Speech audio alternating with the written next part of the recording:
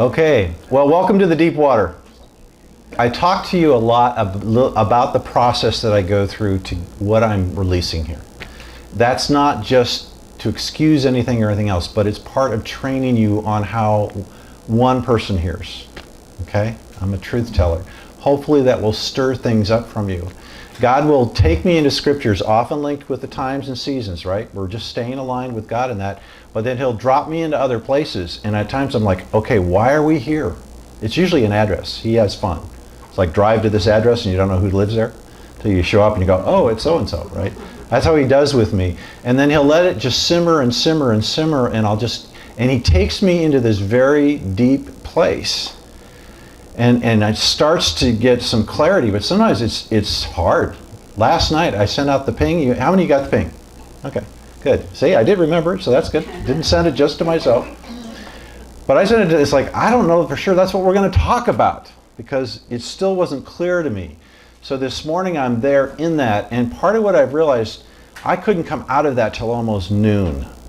So I'm scrambling to, okay, like how do I bring this? But what happens a lot at times is that God will, in the midst of that, I will be journaling on my computer, okay? I'll be just typing away on stuff that I'm processing. I'll be talking to him, and suddenly he will just start to speak in. And that becomes a lot of times the template for what I get. So sometimes I've done this where I've read to you afterwards. What I want to do is read you what came this morning, and then you'll see how this comes together, okay? Some of it may not make sense. But this is what, and I'm always tempered by saying, this is what I heard. Because every prophet, when they're getting something from God, God likes the flavor of them, but there's always a flavor, and you got to discern how much of that's God and how much of it's them, right? Okay. It's the old thing about 95%, what was it? About righteous anger. The problem with righteous anger is it tends to be 95% anger. 5% righteous. You got to watch that in prophecy, right? So this is what I heard. Let me give you I'll give you a little bit of the lead in just so you know how the conversation works. This is me. God, my brain hurts. Too much information, too many scriptures. Show me your glory and let everything else bow down. Father, I really don't know that much about Ezekiel, but today is the day you loosed that on him. Loose something on me. Compel me forward.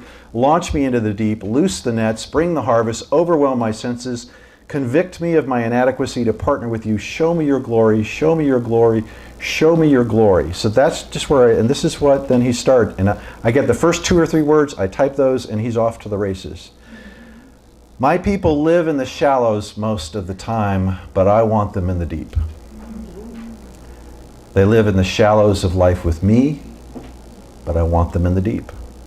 They live in the shallows of relationships with others, but I want them in the deep. They live in the shallows of risk and faith and trust, but I want them in the deep. There is no great harvest of anything in the shallows. It is always and only in the deep that you will find that which you need. The woman at the well understood that the well is deep, but she tried to stay in the shallows with my son.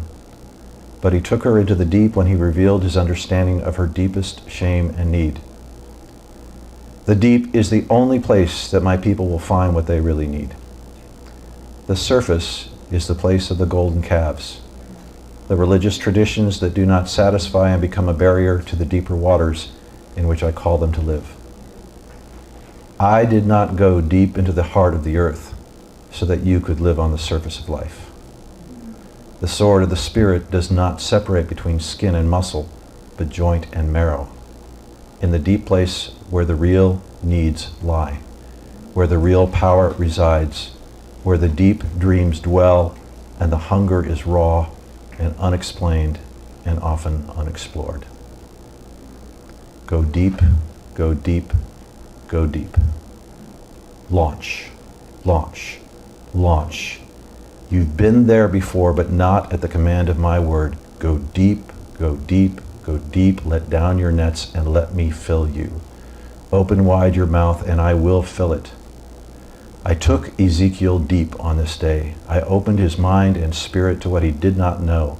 I showed him mysteries that were wonderful and disturbing. I will not be contained by any gold calf image of who you think I am and how I operate.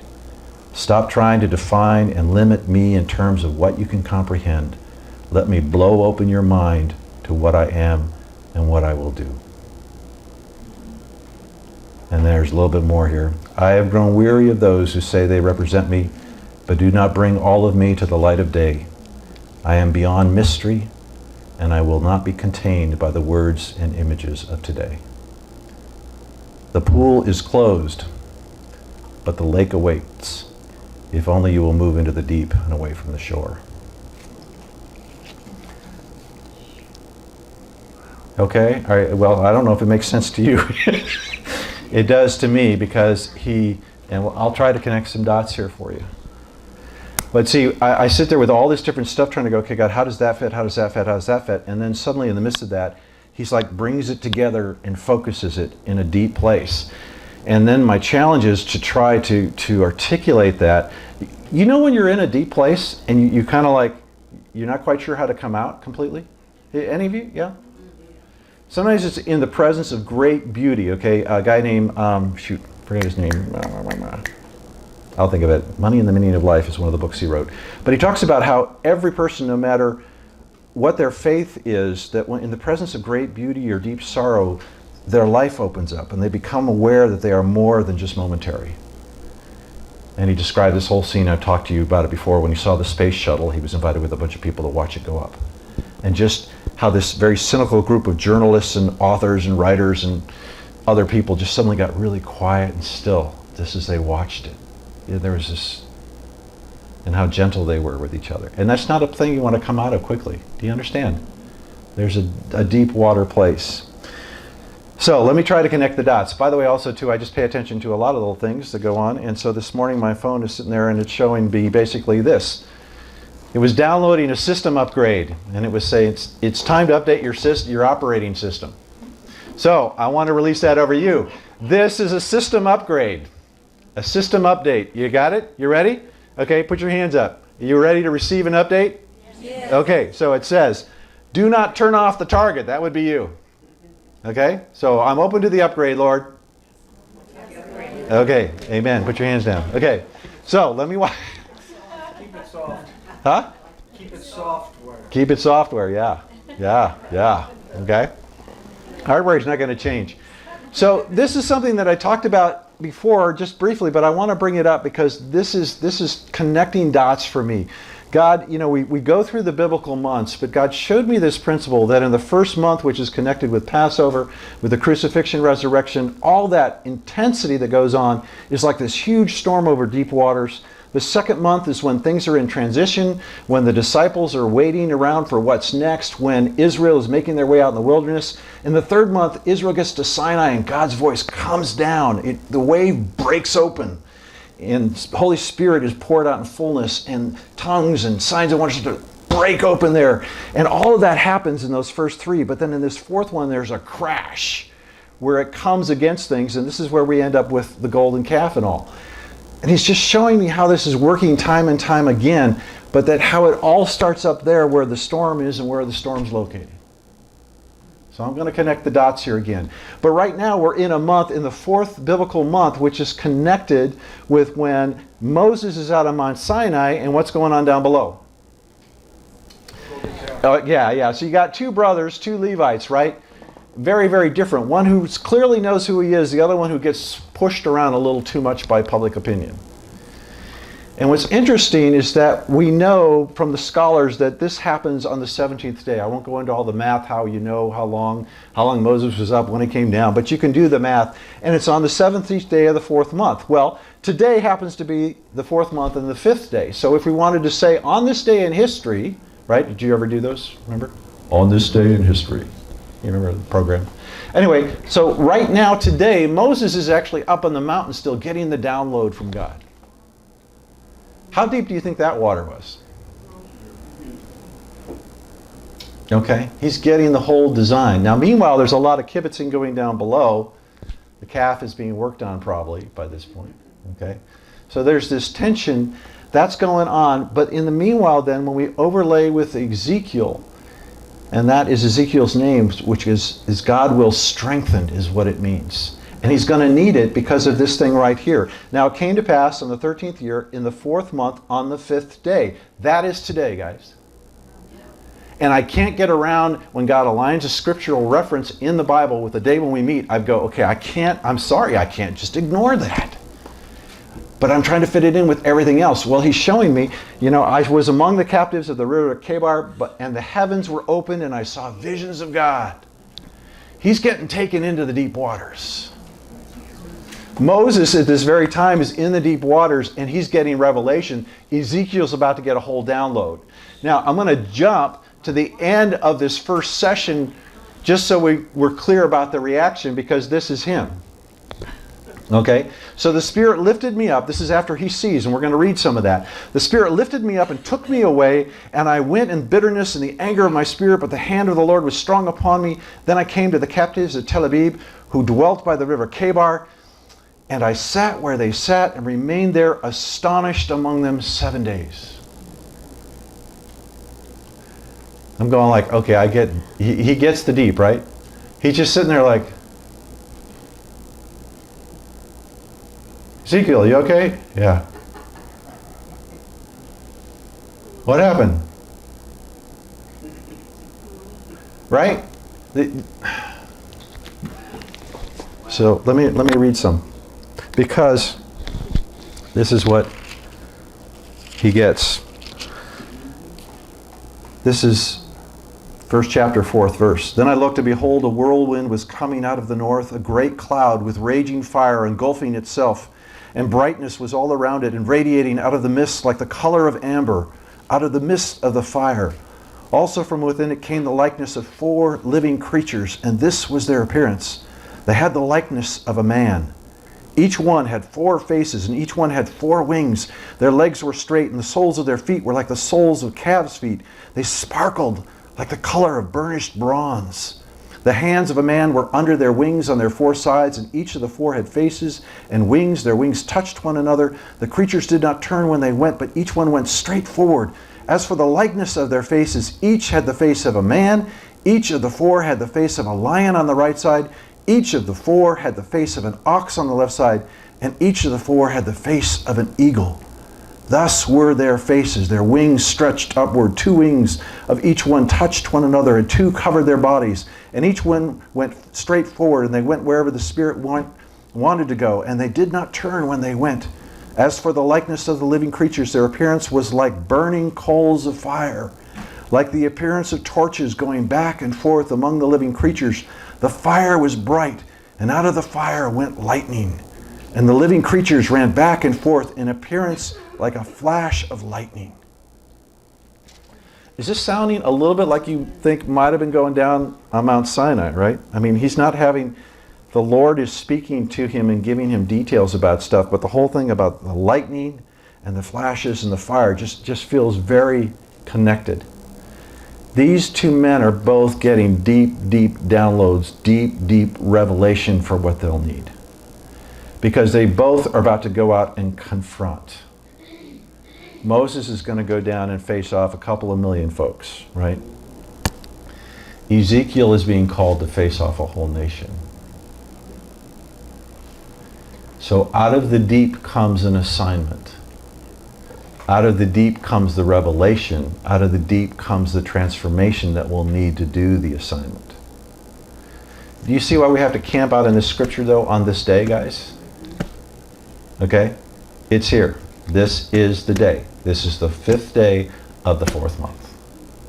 Okay? I'm sorry, I don't know what else. I'm not going to do a wedding and not have a scripture about marriage. Sorry. It just ain't, okay? It's sort of in time, okay? Not going to baptize somebody without having something discussion around baptism, reading some scriptures around it, about water. So in the midst of that, he's been given an assignment to go and confront Israel. And I need you to hear this because you're going to see the parallel again with Moses. And I want you to hear this because this isn't just about them. Sorry, but one of the problems... Okay, let's go here. I'm a deep to deep kind of guy. You all know that, right? And you give me freedom to do that. You know, a lot of people will come here and then leave, and it's not really because of the worship or a lot of other things. It's because we're going to be very candid and we're going to be deep. In fact, Esther, the best man for last at your wedding, what was his name? In my wedding? Yeah, your wedding. Yeah. Tracy. Tracy. He came up and said, "Hey, I've watched some of your stuff." He says, "Boy, it's really good. It's really deep." And I came up, going, "Okay." And I came away going, "I'm not trying to be deep." You know, it was just sort of funny the way he said that. But I thought, you know, for a lot of folks, a 15-minute clip or a 10-minute clip is about as much as they can handle. Give me a few phrases and let me go. Okay? And it's like, I'm sorry, I think we're in a time now where deep calls to deep. And God's like, okay, my people can't be living in the shallows. I just came back from a conference, you all know that, back in Texas. Part of the problem is a lot of the connections and conversations are just shallow. I mean, they're about Jesus and that's all fine, but it's kind of like all... Stop the surfacey stuff. Tell me what's really going on. How are you really doing? What's you know, I mean, you can have joy and confidence. But I woke up to Chuck Pierce, right, who major mover, and Chuck, how are you? I'm really tired today. Oh, thank God. No, not that he's tired, but just that he was that real. Yeah. I don't need somebody blowing smoke at me. Yeah. Okay? Deep to deep is there's a candor. It doesn't mean God's not on the throne. It doesn't mean it's not going to turn it around. He's just being honest about how he's doing. That's the truth. And now he's going to lay hold of grace. And that guy goes and goes and goes. His deep water is to get up at 4 in the morning or 3 in the morning and go there, right? And then out of that comes revelation for the day. I don't know how he keeps going. But the assignments, I've heard just a little too often about sit down, shut up, and don't make noise, don't cause a trouble, keep the peace. And God has, boy, that's how I was raised. To love God but never offend anybody by being too anything. And God had to take me through a process of breaking that off and breaking that off and breaking that off. So I would get out more and more and more out of fear of man. I still have it. But I'm more and more like, okay, here it is. I'm sorry, I don't see Jesus being just comforting all the time. I see him being pretty confrontational. And he's not doing it to be confrontational, he's doing it out of love. But it's deep to deep. Deep to deep each time. So let me read a little bit of the assignment here to Ezekiel. He sees more about the revelation with the wheels within a wheel. You know that, but you should go back and just get a hold of what he goes through. So when I saw it, I fell on my face, and I heard a voice of one speaking. He said to me, "Son of man, stand on your feet, and I will speak to you." Then the Spirit entered me when he spoke to me, and set me on my feet, and I heard him who spoke to me. There's a hearing and there's a hearing. He was on his face, and I heard the voice of one speaking. So he gets up. Then the Spirit entered me when he spoke to me, and he set me on my feet, and I heard him. Do you get what I'm saying? Sometimes I can hear what Mike's saying, but sometimes I hear what Mike is saying. Okay? And in this case, we have got to have that Holy Spirit impartation to get the kind of revelation that we need. You come here hungry, and so most of you get tremendous revelation, right? And it really is not because I'm some sort of great anything. It's because God is honoring that hunger. And out of that hunger, you pray and you sow in, and so God's like, I am going to honor that investment. If you're here regularly and you're not praying for this time, boy, if you're getting fed, then great. But you need to sow into it in the Spirit. Cry out that God be moving more and more. All I want here is that we encounter God. I just, you know what, the rest of it's all, I mean, I need worship, I want to be in the Word and so forth, but it's just about encountering God. If we're not doing that in those things, then let's stop. Just lay on our faces. Something, please. Yeah? Okay. Where are you reading? I'm on Ezekiel 2. And I'm in the 3rd verse. And he said to me, "Son of man, I'm sending you to the children of Israel, to a rebellious nation that has rebelled against me. They and their fathers have transgressed against me to this very day." Does it sound at all like what the charges that were given to Moses to go down the hill and a few days later? I just need you to see how God reinforces and aligns in time messages, revelation, confrontation. "For they are impudent and stubborn children, And I'm sending you to them, and you shall say to them, thus says the Lord God. As for them, I need you to listen to this. Whether they hear or whether they refuse, for they are a rebellious house, yet they will know that a prophet has been among them. You all have been called to prophesy. That is to declare the word of the Lord. We ain't been doing that too well sometimes, right? And sometimes, particularly, you know where both of these guys were sent? They weren't sent out into the world. This isn't a Jonah reference where he goes to Nineveh. They go to God's chosen people.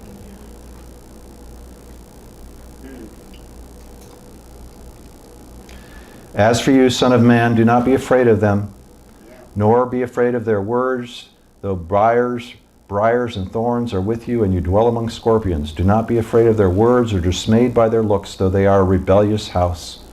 You shall speak my words to them, whether they hear or whether they refuse, for they are rebellious. But you, Son of Man, hear what I say to you. Do not be rebellious like that rebellious house.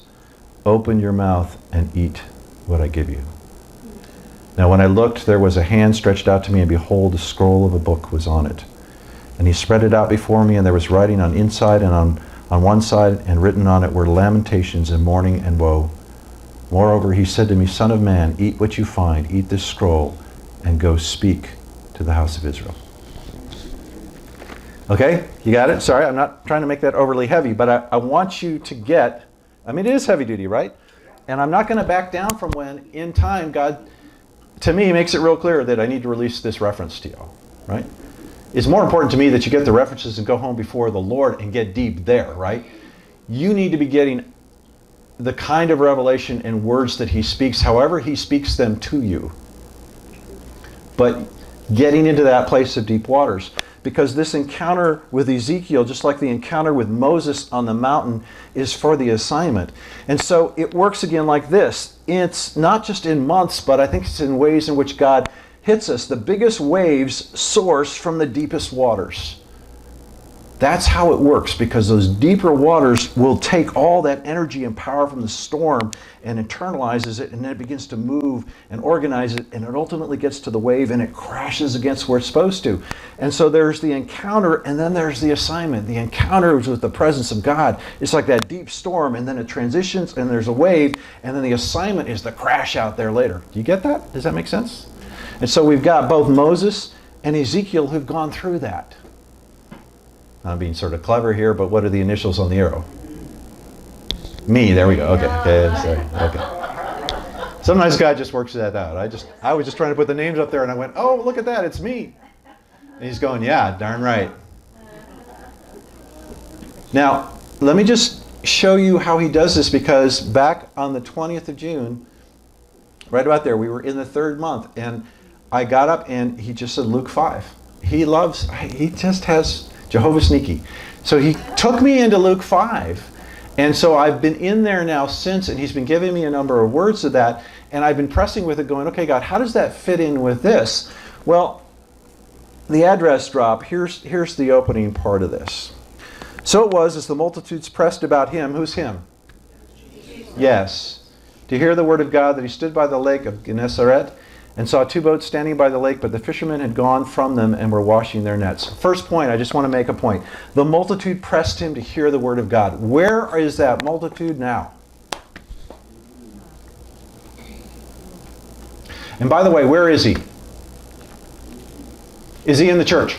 No, he's in the Sea of Galilee. He's on the Sea of Galilee. He is out in the marketplace. In fact, he's right next to some commercial rigs, fishing boats.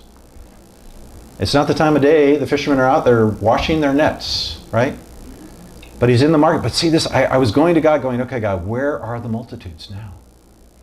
Where are they convening? Because guess what? The multitudes pressed about him. I believe the multitudes are still pressing somewhere because they're hungry for the word of God. And I think, frankly, a lot of times we haven't been serving it up well where we would like. So they're going somewhere else to get it. Yeah? There's a hunger. Who was it talks about? Is it, not Blaise Pascal. can't remember who it was, talks about there's a God-shaped vacuum.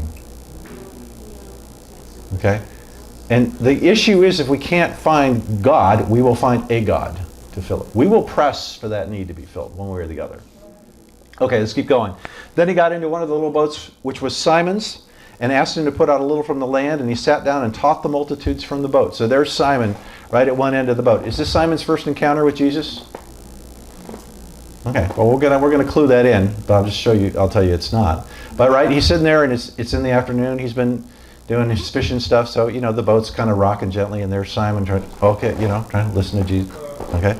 The crowd's on the beach, Jesus is sitting down teaching them, and when he's done, he stops speaking, he says to Simon, launch out into the deep and let down your nets for a catch. Okay. But I want to go back and give you a backstory because I need you to see how Jesus is arranging to take Peter into the deep waters. Okay? You may say, okay, I don't know that I'm going to get a vision like Ezekiel. I don't know that I'm going to get up on the mountain at Sinai, so how is this going to work? Well, welcome to Peter's world. Okay? And all you have to do is go back one chapter. Let me connect some dots. We won't cover the whole passages. This is in Luke 4. Then he, being Jesus, went down to Capernaum, a city of Galilee, and was teaching them on the Sabbaths. And they were astonished at his teaching, for his word was with authority. Now in the synagogue there was a man who had a spirit of unclean demon, and he cried out with a loud voice, saying, Let alone! Let us alone! What have we to do with you, Jesus of Nazareth? Did you come to destroy us? I know who you are, the Holy One of God. Now why am I reading this? Connect the dots, because just a little bit further down there's this verse. Now he arose from the synagogue and entered Simon's house. But Simon's mother was sick with a high fever. Why did he go to Simon's house? Where would Simon have been for him to then make this segue? No. Where was Simon? He arose, Jesus arose from the synagogue and went to Simon's house.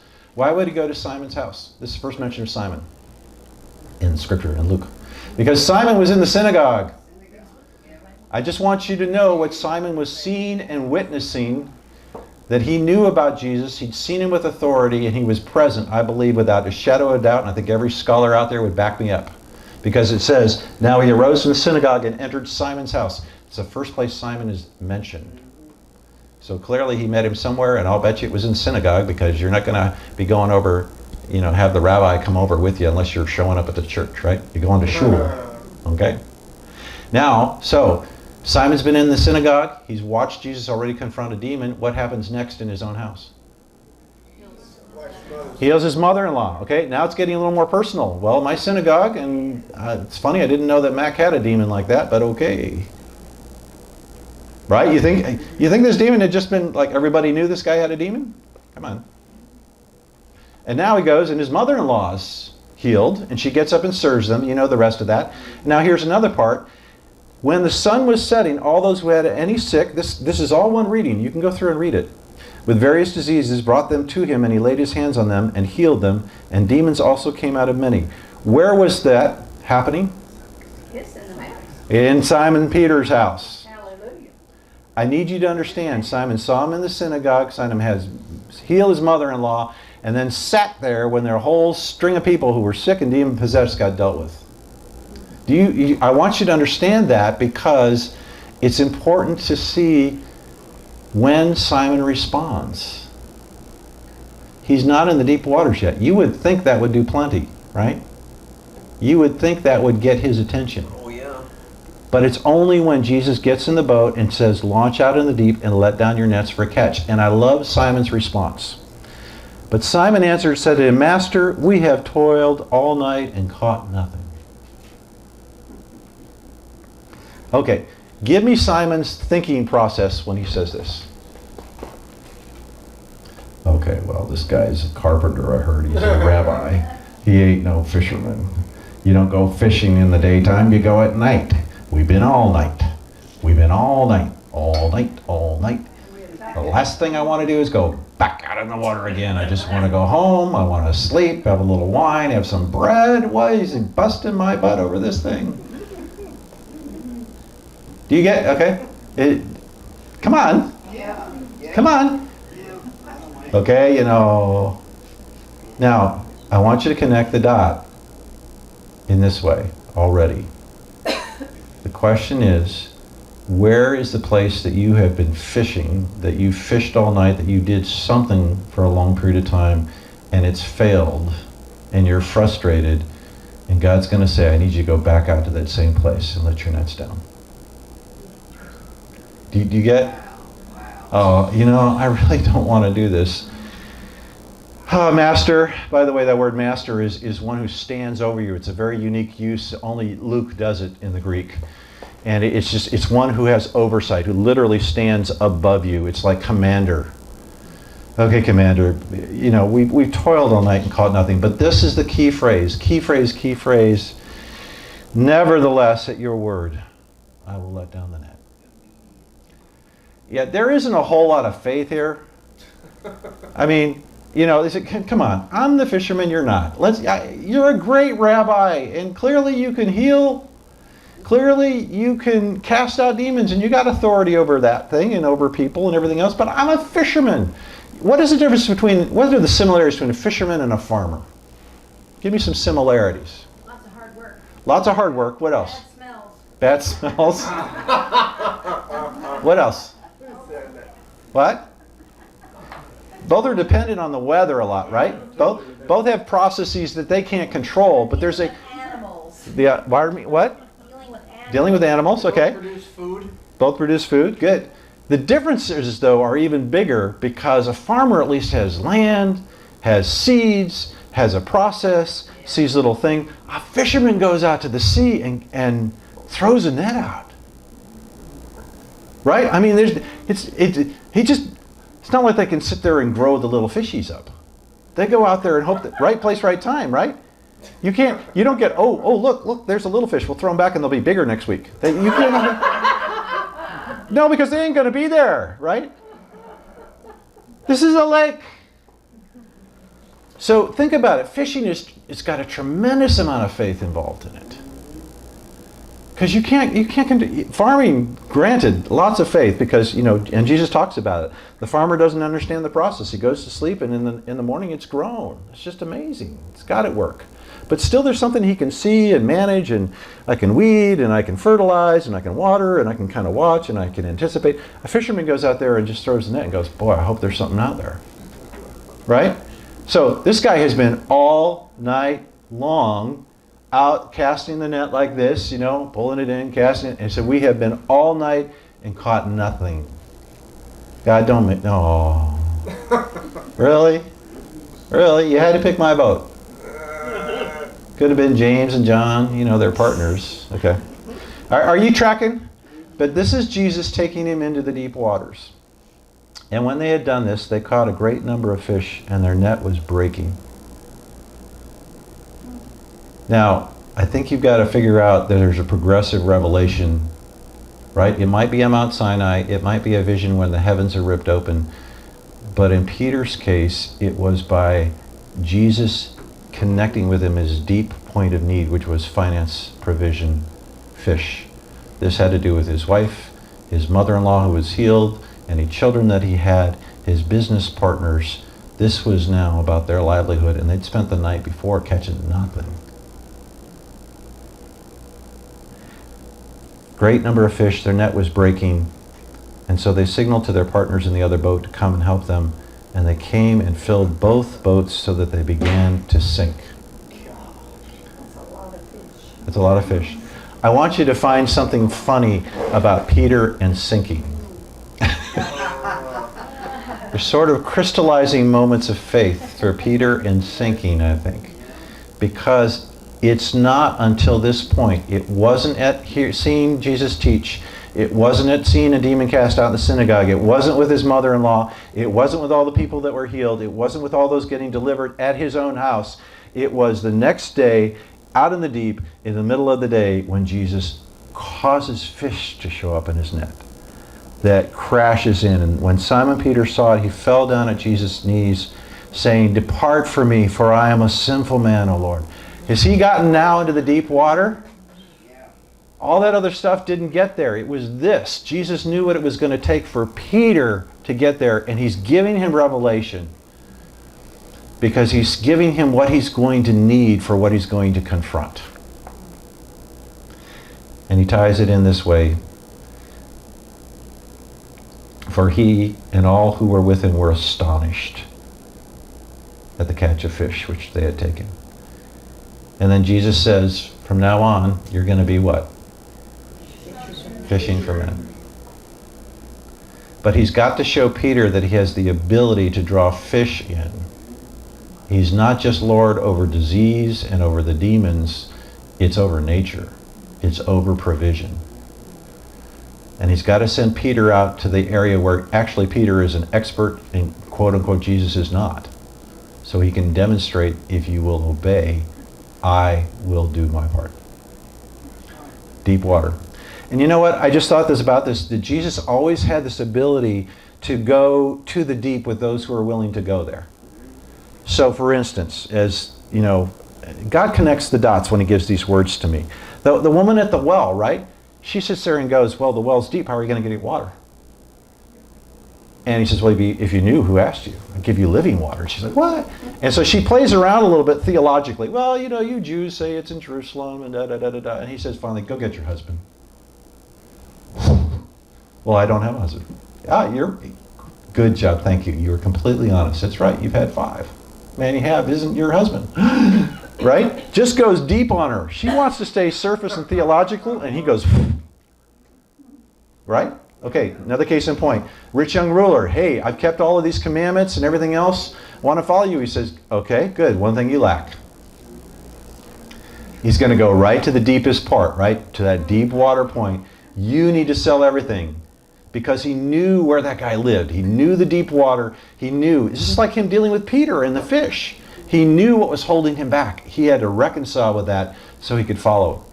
Another case in point was Nicodemus in the middle of the night, right? Coming and asking questions. And he said, you have to be born again. What? How can a guy crawl up into his mother and be born again? You don't get it. You're a teacher of Israel. It's about the Spirit. So he gets Nicodemus right at the point of, you're a teacher. You don't know these things. And he, boom. Now, I will tell you though, not everybody's willing to go there. Like, for instance, Pilate. Because Jesus says about being truth, and Pilate goes, what's truth? And he doesn't hang around for the answer. Jesus gives him the opportunity to go deep. So here's my point that I want to encourage us about.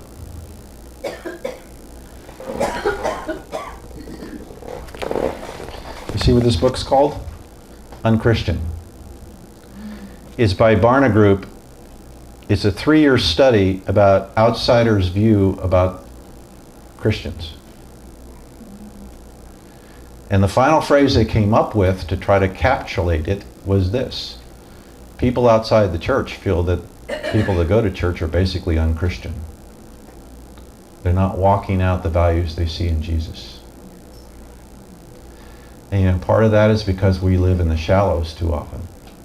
And so rather than being very candid that, yeah, I'm struggling with that too, but if you want to come with me, let's do this together, right? Deep calls to deep. I had sometimes some deeper conversations in the Atlanta and Dallas airports than some that I had at a Christian conference with a couple thousand people there. Because I'm just willing to go, because they're not trying to present anything. And I'm just there asking questions. I love how Jesus asks questions. Hey, give me a drink of water. You know, he does this. Hey, who do people say that I am? That's the surface question, right? Oh, some say this, some say this. This is, yeah, but who do you say I am? Now he's going to deep water. At which point most of the disciples probably went, oh. Peter's like, I got this. Right? Okay.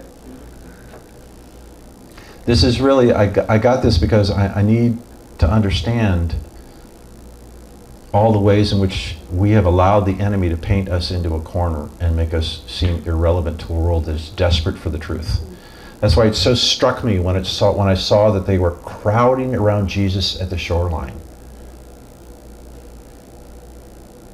Most of his miracles, most of his teaching, everything else took place in the marketplace. And the people were pressing in to get to him. How about the 4 guys who rip off the roof? Talk about go deep. He sees the guy there, he says, your sins are forgiven. Everybody's, but Jesus wasn't going so much deep on that guy as he was on every other Pharisee in there, because he knew their thoughts. And he just takes them. Jim. Place was happened again, that many people, sick people, not only in one place, but in a house, in Peter's house. And then the last sentence there says, and they were all, every one was healed. Yeah. Yeah. That'll get around town. It will get around town. We claim that for this house. There you go. There you go. But let me again make the point. But for Peter was a bit of a hard egg. It still didn't crack him. It wasn't, he had to get, Jesus had to get very personal in that way. I want to make that point because ultimately when we see people come to Jesus, it's generally not going to be because somebody get a great message. It's going to be because one-on-one, there's an opportunity there to speak life into them. That's just for us. It's not for us to have a show. It's just get everybody mobilized. Okay. So here's some questions. Where's your deep? Now, first of all, there's a couple different kinds. So let's go shallow. Come on, here we go. Shallow. Shallow. Shallow. Shallow water. Okay.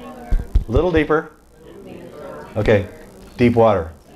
If you can't see that on the video camera, I was on my belly here, okay? Yeah. I mean, you know what? And that's oversimplified, but just so we go, you know, our thinking and all the thought process, we can be pretty shallow in that. Okay? We get deeper into an emotional context, so I'm just pointing to the heart, right? We're getting into deeper things where we're connecting those. Okay? But ultimately the deepest water is going to be even deeper than that. And most of us are scared to death to let God go down there. Most people are really scared of being over deep water. I'm a scuba diver. I prefer shallower water because I want to see this stuff. But I don't feel afraid of the deep. But you have to be aware of it because you can get down slow and it can crush you. We're afraid to go down there for the most part. How many of you saw Jaws? Okay, I'm a diver. I never saw it, never will. Because I don't need to put that kind of fear in me about the deep.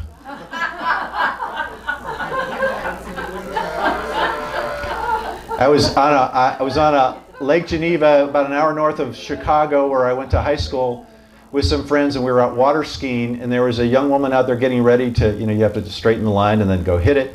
And while she's out there, someone's just yelled out as a joke, "Jaws!" That girl left her skis there, swam right to the boat and got out, never got in again. I thought, okay, I ain't seen that movie. I'm just saying that because the enemy has a similar strategy to get us afraid of going into the depths. So there's a couple of depths. One is about the depth of you. Please come whenever you want to and you talk with me, but don't talk at me. That happened at this conference. I don't want to be talked at. I want to have a conversation. You know what I love about Jim and Helen? They are just God's secret weapon in so many places. I don't care where you put them. Because they're going to ask questions and they're going to listen with their eyes. And they're going to love on people by the way they say things and just the questions they ask. And they're not going to talk at them forever. They're going to, you go with them sometime and watch it. It's just kind of fun. They have the mother and father heart, and they're just wherever they're deployed, they go do that. I love to go and be a secret weapon in places like in an airport, and I just have a conversation. So tell me what you do. And I just start asking questions that say I'm listening and I'm curious. And I used to come home, I used to work years ago selling new homes, and I'd come home from a weekend, on a day, and I'd tell Kim about somebody I met, and I'd tell them all these details. She'd go, "Why do people tell you all these things?" Because I ask. I just want to know about their lives. Because I want to see how I can connect the dots. And you know what? Nobody's asking them. Everybody's talking at them. Not talking with them. One of the view about being unchristian is, I don't want to be talked at. I don't want to be sold. Don't sell me something. Care for me. Be where I am. Ask me questions. Okay, so where's your deep? Here's another question. What's your deep? Because what fascinated me, there's twofold thing of this. One is about where God takes you in the spirit into deep waters, but the other is very practical and tangible. Where is it that you've been going where you've not had success? That's the deep that he will send you back to. It might be a relationship. I've done that over and over and over again. You need to hear if he's calling you to go back and let your net down again. Do you get that? It may be a financial situation. It may be something else. It may be any number of things. What is your deep? For Peter, it was where he'd been frustrated and where he'd recently failed. Why on earth would I want to go back there now? Because I've got something for you. Yeah, makes sense? Okay. I'm sorry if this is a little bit. So your deep, regardless, is going to be a place of risk. It's going to be a place of reward. It's going to be a place where you cannot see the bottom. That frightens most people, okay? It's a place of recent frustration or failure. You know what BTDT is? Been there, done that. Thank you very much. Don't need to go back. I'm just telling you, and don't assume that just because something failed that is where you're supposed to go. I want you to go to Jesus. He will direct you where that deep is. I just want you to be open that he may say, that's the very place. You're going to go, but wait a minute. That time, that opportunity, that person, that whatever is closed. He's going to go back. Just hear what he says. Maybe it's a place where you are even an expert and God maybe isn't quite so much like you are. And it's a place where vision often fails and unknown prevails. I'm overwhelming you. You okay? Still good here? Okay. How am I doing? Okay, so we're going to go. Hardening of the heart, just a reminder, because this goes to this. We will stay in the shallows. What we attend to, we are softened towards. If you're always in the shallows, you will soften to that and you will harden to the deep waters. Whatever you ignore, you harden to. You don't have to be in deliberate sin to harden your heart. So getting into the deep, per Peter, what did it take? Well, it took time. It took energy, it took risk, and it took intentionality, and ultimately it takes obedience. Don't assume that where you're going to go in the deep with God is going to be quick, easy, without energy, effort, or discipline. It will take all. You think that in the midst of my knowing you all are coming tonight and the way you like slides and I like to show them, that I'm not feeling a little bit of pressure when I still don't know exactly what I'm talking about and it's like 10, 11 o'clock in the morning? And I've been sitting on the scriptures all week long with the percolating, and I still don't have the coherency. Okay, and then God looses that word and says, my people are living in the shallows, and I need them in the deep. So, other questions that you'll need to say is, what is your net? Do you see this? I need to bring things that stir up more questions in you, so you go to God. That's where your traction's going to be. That's where the deep water's going to be. I just want to give you a hunger for the deep. And then what is your catch? And then when you get taken into the deep water, because Jesus is saying, launch out into the deep. That word just buckled me when it came out. And I'm still wrestling to get clarity on exactly what that means for me, just so you know. But I know it's there. Do you hear it for you?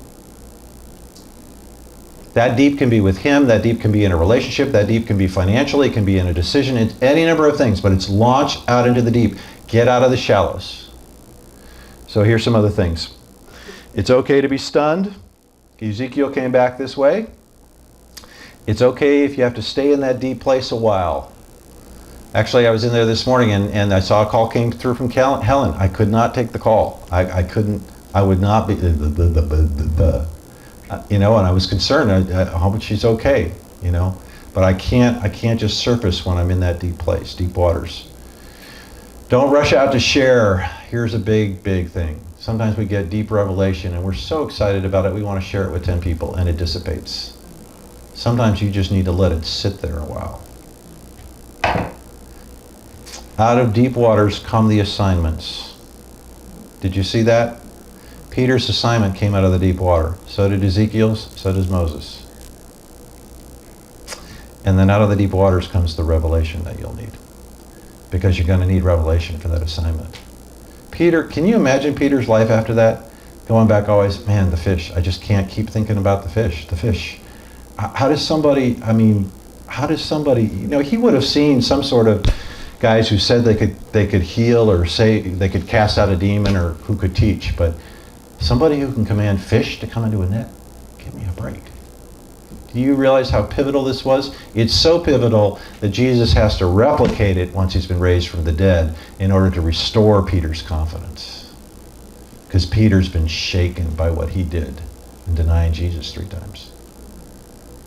So Jesus has to meet him on the sea, on the shore, and said, "Hey, how's it going out there? Haven't caught anything all night."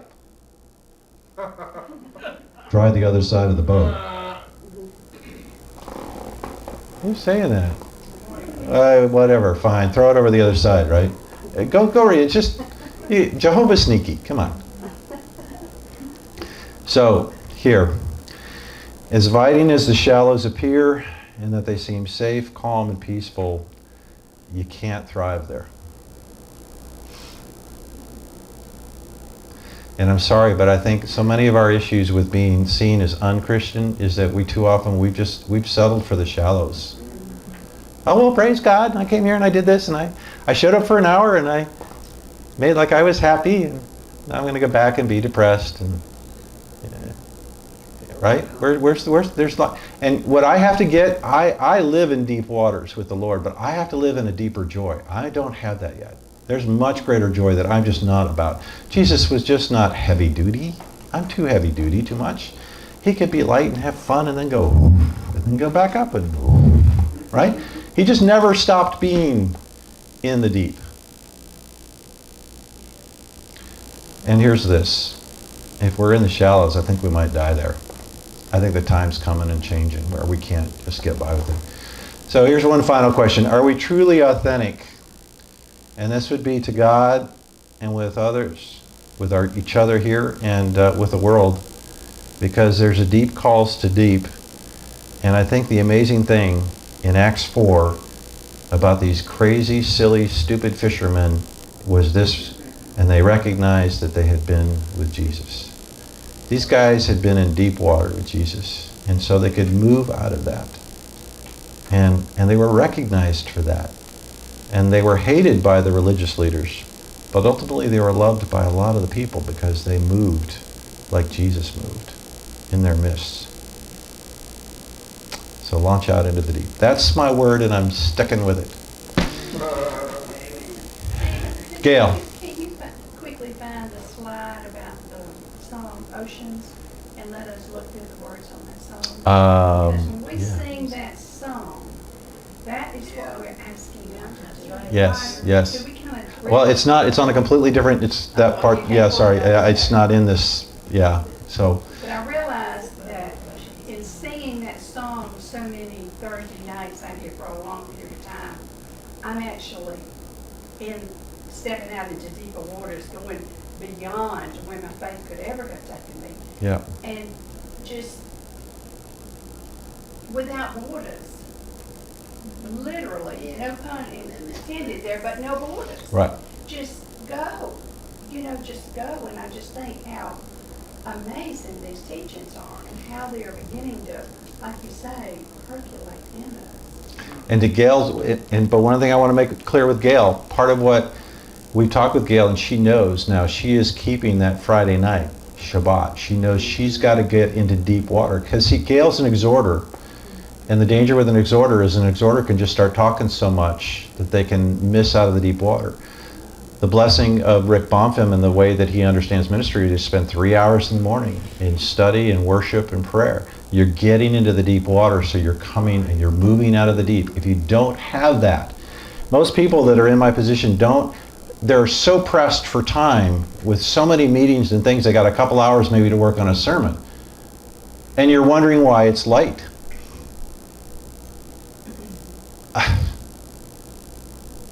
Paul Young Cho used to spend at least 2 hours every day in prayer. And I think the world, all the pastors in the world were like, oh, really? How does he get everything else done? By spending 2 hours in prayer.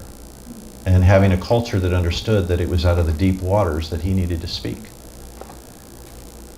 Otherwise, you're just going to get talked at rather than talked with. Consequently, he's got the largest church. Largest church in the world. And you know what? Those folks are they're out there getting it done. I mean, it's one thing to say you got the largest. It's another one when you've got a whole mountains that you've bought and put prayer caves in so people can go up and be in prayer. I mean, they're serious about it. They got traction. Yeah. Are you okay? So let me pray over you. Yeah? Yeah. Open your hands in your lap if you would. And if you're comfortable, say this: Lord, I'm done with the shallows. I will follow you into the deep. Lord, I ask for this group. Oh, sorry, this is me praying. You can just be quiet. Sorry. That was it. Part of what God was sharing with me in another word was that when I get into the deep, often the words have to stop. There's a place in the deep with the Lord when words will actually get in the way.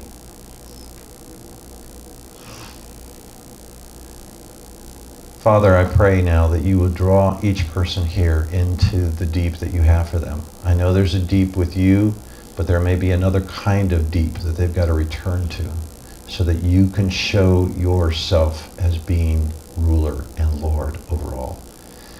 But Father, I cry out for every person here that they become deep to deep, that they talk with people rather than at them, that they learn to listen with their eyes and ask questions and connect, and then look for the moment when they can speak life and encouragement and be present and real and be present as Jesus would be to that person. Lord, I'm tired of us being an unchristian-like body of believers. We need to be like you. And only when we're in the deep can we move into that reality and get the revelation and the direction and the assignment we need. So Father, make a way, break it open, whatever you got to do.